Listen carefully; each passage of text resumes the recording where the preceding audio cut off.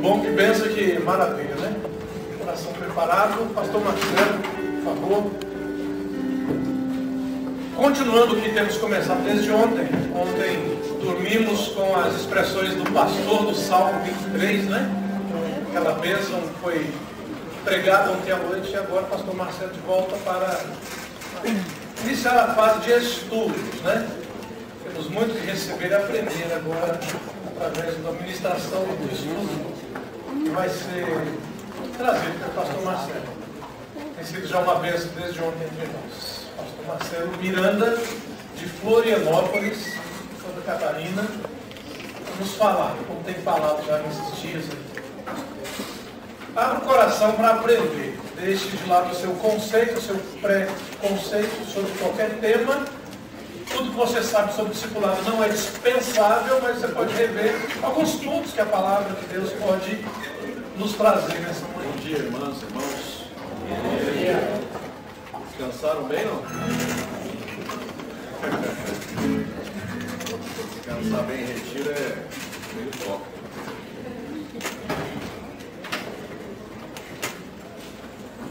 Um bairro que eu morei lá em Florianópolis, quem não tinha cachorro podia ficar tranquilo que alguém tinha por ele. Umas casas tinham 6, tinham 8. No retiro é assim, né? Quem quer descansar sempre tem alguém que não quer por ele. Então é difícil descansar em retiro, eu sei como é que funciona. Eu hoje tenho ido pouco em retiro. Na verdade eu sou muito caseiro mesmo. Eu não gosto de sair de casa, eu moro na mesma casa se puder a vida inteira. O meu carro, ele mesmo já está quase falando, por favor, me dê um descanso, né? E é assim. Então meu filho falou, pai, quando compra um tênis, se não tirar, ele usa ele até terminar, né? Pai, muito tranquilo, você não gosta de mudanças. Mas por conta da vocação que Deus teve lá, teve uma época que falei muito em retiro, mas muito, eu não sei quantos. E o pessoal falava, você gosta? Eu falava, pai, do retiro eu gosto. O duro é a hora de dormir, não é? Mas nesses dias eu estou tendo também o privilégio de dormir lá na casa do pastor Genilson. O barulho é menor, não é? Não dá para comparar o ronco do pastor Genilson com o barulho dessa Ele ronca suave, ele ronca em primeira, eu ronco em terceira. Eu tenho o dom espiritual do ronco, não tenho a menor dúvida disso. O meu filho fala, pai, deve ter alguma mensagem subliminar, ele precisa gravar para tentar discernir. Mas, enfim, cada um tem o seu dom, né? Gente, antes de entrar no texto, eu queria então falar de mais alguns livros para vocês aí. Aquele livrinho sobre a depressão, eu acho que acabou. Ontem o pessoal foi lá e comprou para ler, para estar dando de presente. Me perguntaram agora, se não acabou, tem um lá, ou dois mesmo. É óbvio, né? Quando a gente fala, direciona, as pessoas têm. Mas vamos até lá e depois nem escada. Eu queria falar de dois só aqui agora de manhã. Um é um pregador que eu admiro muito, um pregador desses que eu queria ser quando eu crescer, chamado Tony Evans, pregador da tradição dos pregadores negros, né, norte-americanos, doutor em teologia pelo Seminário de Dallas. O Seminário de Dallas forma muita gente conhecida que a gente lê, né, Charles Swindoll, o próprio Tony Evans, Max Lucado e outros camaradas que a gente lê que passaram por Dallas, né? É uma escola famosa de pregadores. Os estudantes do Palavra da Vida, né, quando terminavam e saíam do país, normalmente saíam direcionados para o Dallas, que é uma casa irmã, enfim. Esse livro do Tony Evans aqui, Promessa, trabalha sobre a temática do Espírito Santo. E eu dizia para esse casal de Brasília que esteve aqui conosco, onde já foram, né? O Valmor e a esposa agora de manhã, que é engraçado que às vezes por alguns exageros que aconteceram ao longo da história da nossa igreja brasileira nesse tempo mais recente, com o advento do movimento pentecostal e depois das igrejas chamadas neopentecostais, alguns trabalhos que nasceram com uma vontade muito séria, não é? E ao longo do caminho viram-se se perdendo um pouquinho, enfim. Essas coisas que a gente sabe e acompanha e via os pregadores de TV e tudo mais, a gente corre o risco de jogar a água da banheira com o bebê dentro, não é? Abrir a janela, jogar a água do banho e o neném vai junto. A gente precisa segurar o neném e jogar só água, não é? Que já está sujinho ali. E esse tema do Espírito Santo, aconteceu isso. Às vezes eu vejo pessoas falando do Espírito Santo como se fosse um acessório de Deus. Como se fosse algo assim, bom, aqui na igreja a gente vai falar tranquilamente sobre Pai, Filho e Espírito Santo, a gente vai tomar um certo cuidado. Ora, que cuidado? Ele é o próprio Deus. É impossível seguir o projeto de Deus sem fazê-lo no impulso do Espírito. Todas as ações da comunidade dos discípulos se fazem no impulso do Espírito, motivados pelo Espírito. A palavra grega que Paulo gosta de usar, feromenoi, é como uma folha que o vento levanta e em sua vontade leva. Então não nos deixemos, não é, enganar, destratando um tema tão importante, tão nobre. E Tony Evans escreve aqui um livro denso sobre o Espírito Santo. O Espírito Santo na sua vida pessoal, na comunidade de fé, na vida de adoração, na vida e na formação, no reparo do caráter. Isso é um livro para gente grande, não é? E um livro muito legal que eu não conhecia, e ontem antes de dormir dei uma geral nele.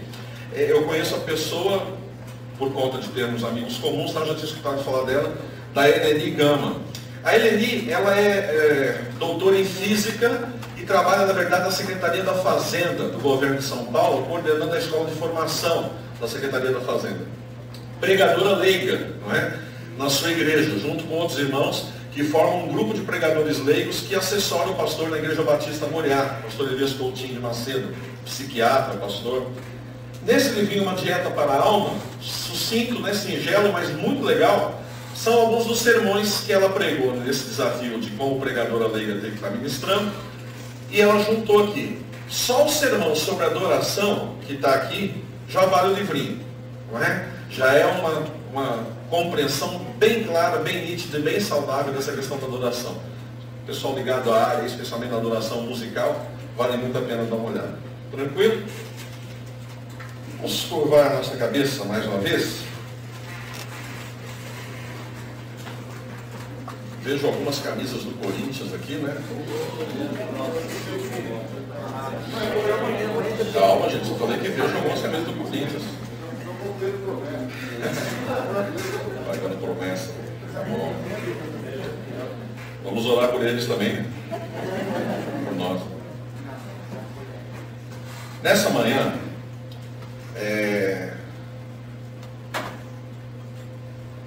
eu começaria a falar sobre discipulado cristão, inclusive com o recurso de projeção da íntegra do meu texto, já que vocês não têm em mãos, e vão ter depois no acesso ao site, tá bom? Só que nós vamos começar a fazer isso amanhã. Peço ao irmão na compreensão na mesa. Nós vamos falar um pouquinho nessa manhã sobre outra coisa, tá bom? À luz das impressões que o coração sente hoje de manhã aqui. Então eu queria que você abrisse a sua Bíblia em João capítulo 4, já deixasse ela aberta aí.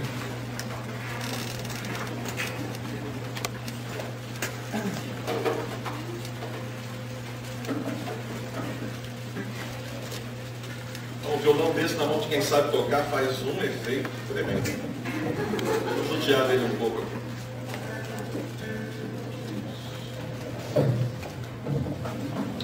Quando a gente canta assim, todo mundo junto, é claro que a gente canta com o espírito de adorar a Deus, não é? Mas a adoração é um ato voluntário. Não é porque está cantando que todo mundo está cantando que eu estou adorando.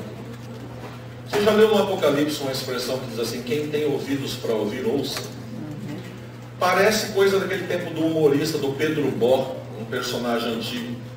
Pedro Bó estava parado, o camarada estava parado no ponto de ônibus, com a pasta para ir trabalhar, olhando se o ônibus estava vindo, e aí o Pedro Bó chegava e perguntava: você está esperando o ônibus? Ele fala: não, Pedro Bó, eu aluguei essa esquina aqui porque eu gosto de ficar aqui, não é? Passando frio, tomando chuva. Esse personagem do Pedro Bó era essa coisa de responder algo que está tão óbvio. E essa frase tem hora que ela parece assim um som de Pedro Bó, né? Quem tem ouvidos para ouvir, ouça. Não, Pedro Bó, vou comer pelo ouvido, né? Colocar comida aqui. Mas não, nada na Bíblia é dessa tolice. Por que o autor coloca quem tem ouvidos para ouvir, ouve? Porque nem todo mundo que tem ouvidos para ouvir, ouve. Ouvir é um ato profundamente seletivo. Você ouve o que convém muitas vezes, você ouve o que quer, e para algumas coisas você faz aquilo que os antigos chamavam de ouvido moco. não é? Entra por uma, sai pela outra. Esse ouvir é mais do que só escutar fisicamente.